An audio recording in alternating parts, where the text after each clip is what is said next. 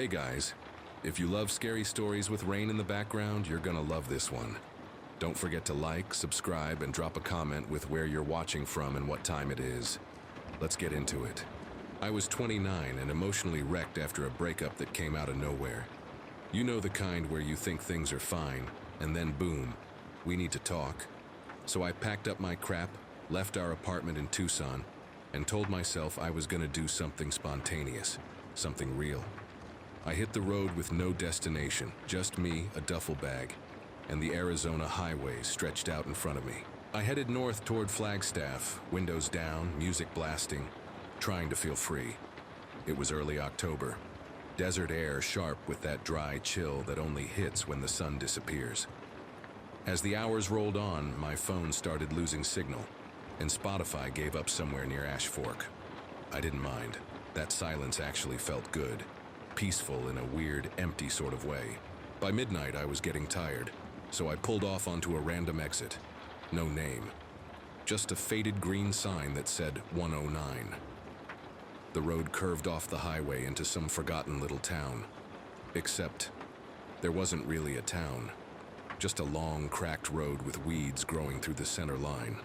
I kept thinking, there has to be a gas station or motel soon. And sure enough, about 10 minutes down, I spotted a building with a flickering red neon sign. Open 24 hours. It looked like a gas station, maybe a convenience store. I pulled in.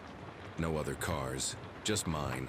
The bugs swarming the one working floodlight, and this awful humming sound coming from an old vending machine out front. Inside, it was dead silent. The door chime rang when I walked in, but no one greeted me. The air smelled like dust and something sweet, like rotting peaches. Shelves were half-stocked, expired cereal, old greeting cards. There was a cooler humming in the back with fogged-up glass. No beer. Just bottles of water and one off-brand soda with the label peeling. I grabbed a water and walked toward the counter when I saw her. She was standing, still as a statue, near the bathroom hallway. Older woman, mid-40s maybe. Shoulder-length dark hair, wearing a long blue coat that didn't match the weather. Arizona nights get cold, but not that cold. She wasn't looking at me, just staring past me like something was behind me. I froze, said, you good? She didn't blink, didn't flinch, just slowly raised her hand and pointed to the door behind me. Now I hadn't heard the door open, no footsteps. But that's when I heard something else, the faintest click of the bathroom door lock sliding shut. That was it. I dropped the water bottle. It rolled under the shelf, but I didn't care. I turned around and left, tried to laugh it off.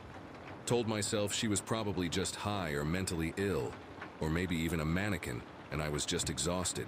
But my hands were shaking. I climbed into the car and slammed the door, harder than I meant to. My hands were shaking as I turned the key in the ignition, and for a second I thought the engine wouldn't start. When it finally did, the noise startled me. It sounded way too loud, like it was trying to drown out the quiet pressing in from all sides. I didn't look back at the store. I couldn't. It felt like if I looked, she'd be standing there in the doorway, still pointing. I pulled out and started driving, trying to focus on the road ahead. But the farther I went, the heavier the air felt. My chest was tight. There was this faint metallic taste in my mouth, like pennies or old blood. I kept telling myself I was overreacting, that it was just a weird encounter, and I needed to get to the main road, but something felt off. The shadows on the trees looked longer than they should have. My headlights didn't seem to reach as far as usual, like the darkness was swallowing them. And every so often I'd get this crawling sensation, like someone was in the back seat, even though I knew it was empty. I turned on the radio, but all I got was static. That's when I realized I'd been holding my breath. I let it out slowly, my hands clenching the steering wheel so tight my knuckles hurt. I locked the doors and drove off. Now here's where it gets real. 10 miles later, still on that narrow 2-lane road, I saw her. The same woman, standing on the shoulder near a yellow sign that said Exit 109.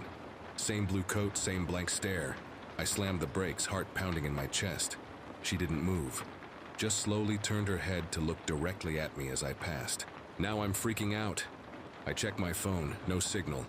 I pull over and try to catch my breath, but something tells me, keep going. So I do, I drove another hour, maybe more, until I finally reached a real town, Williams, Arizona. Pulled into a 24-hour diner and just sat there in my car, engine running, until sunrise. The weirdest part? When I looked up exit 109 the next morning, it didn't exist. At least not anywhere near where I thought I'd been. No such road on any map. And that store never came up on Yelp, Google. Nothing. Like it was wiped clean. I've driven across the country 3 times since then, and never, ever take random exits anymore. And if I see someone standing alone on the side of the road, I keep driving. I was 24 when this happened. My best friend Eli and I had this yearly tradition, a guys-only weekend camping trip up in the Adirondacks. We'd been doing it since high school, just us, a couple packs of cheap beer, some fishing rods, and the kind of deep conversations you can only have sitting next to a fire under a blanket of stars. This year, Eli wanted to switch it up. I found this new spot, he told me a week before the trip. It's not on Google Maps. Some dude in a Reddit thread swore it was the most peaceful place he'd ever been. Said it changed his life. Now, in hindsight, there were red flags all over that sentence.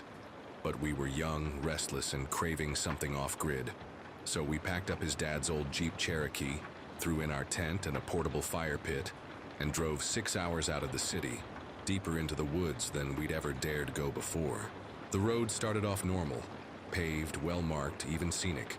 But after a while, the trees got taller, denser. The sunlight filtered through like shadows were stretching across the road, even in the middle of the day. Eventually, the GPS stopped updating, just a spinning wheel. That's when we hit gravel. "Bro, are you sure this is the right way?" I asked, gripping the handlebar above the door. "Trust me," Eli grinned, tapping the printed screenshot of the Reddit directions. "We're almost there." Almost there ended up being another 40 minutes down a single-lane trail that barely looked drivable. At one point, we had to get out and move fallen branches just to keep going. My phone had already lost signal an hour back, and I noticed Eli's had too, but he didn't say anything about it. Finally, we reached this small clearing surrounded by massive pine trees that curved overhead like a dome. Silent, not peaceful quiet, unnatural quiet.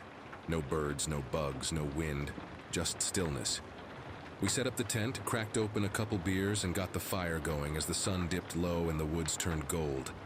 For a while, it was nice. We talked about life, girls, his new job at the car dealership, and how things had changed since college. But then the fire started acting weird.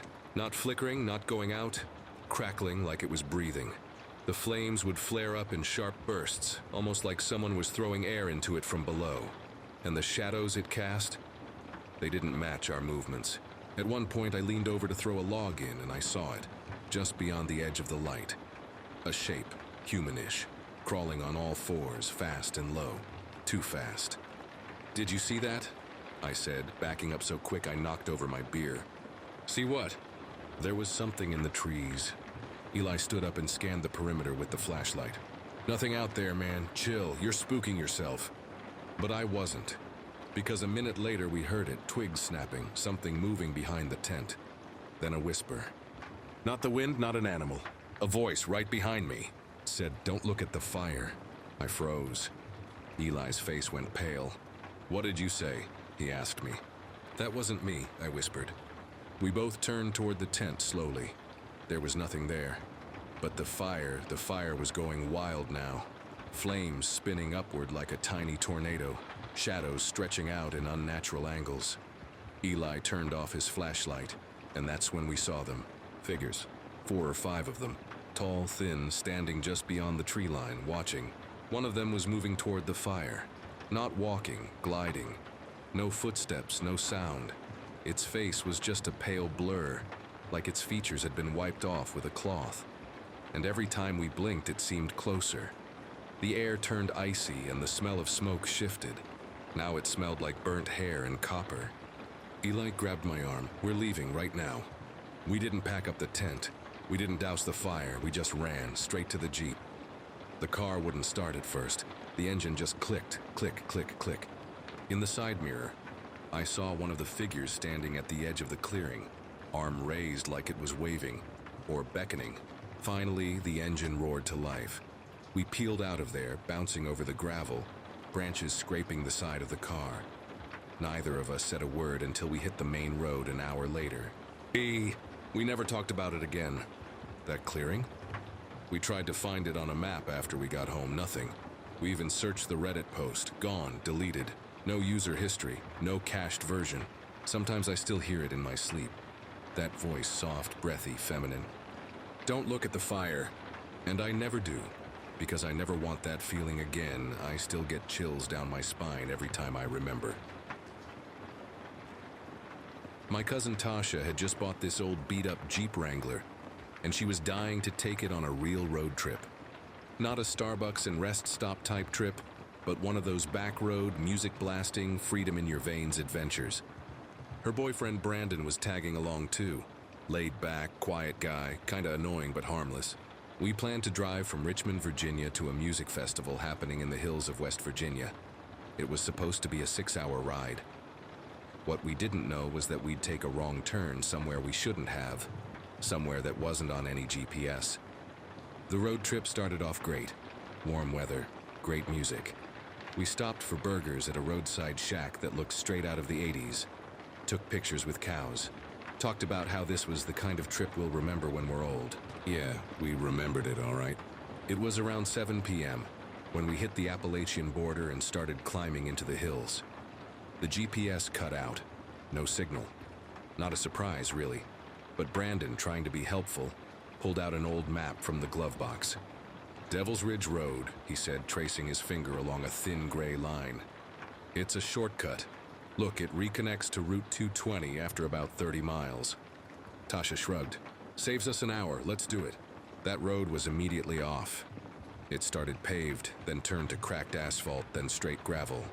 Trees closed in tight on both sides like we were driving through a tunnel. No cell signal, no radio, no signs. It felt like the deeper we drove, the more the forest leaned in. At some point, we passed this rotting wooden sign nailed to a tree, barely legible. All it said was, "People leave for a reason." Brandon laughed. Creepy, love it. I didn't laugh, neither did Tasha.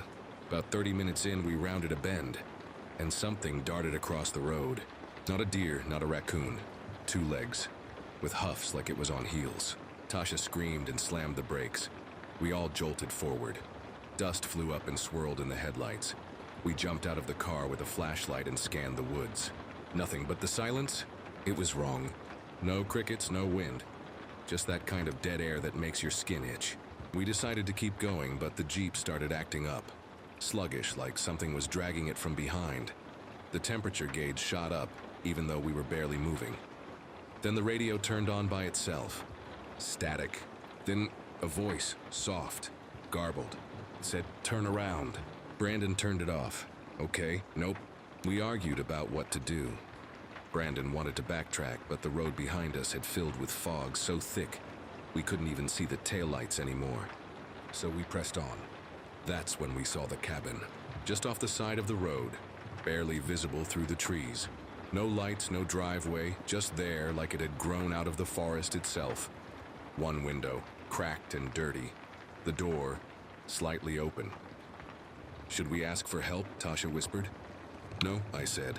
I don't know why I said it, but everything in me screamed no. As we passed, I looked into the window. I swear on everything, I saw a face, white blank, no eyes, no mouth.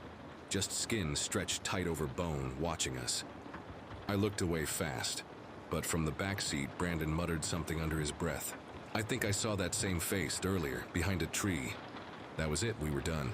We drove in silence for another 20 minutes until, finally, we saw a sign for Route 220. When the wheels hit pavement again, I nearly cried. But just as we were about to merge onto the highway, we saw another sign. "Welcome to Devil's Ridge." Tasha slammed the brakes again. "Wait, we were supposed to leave Devil's Ridge. Why does it say welcome?" We looked back. The road we came from was gone, I mean it. No gravel, no bend, no trees disturbed. Just dense forest and an empty field where the path should have been. No one said a word after that, we just drove. We made it to the festival the next day, but we didn't stay long. Music felt wrong. Crowds made us nervous. Something had followed us. Brandon moved out of state a month later. Tasha sold the Jeep, and me? I still check every road sign when I travel. Because I know this now. Some shortcuts lead nowhere, and some don't want you to leave.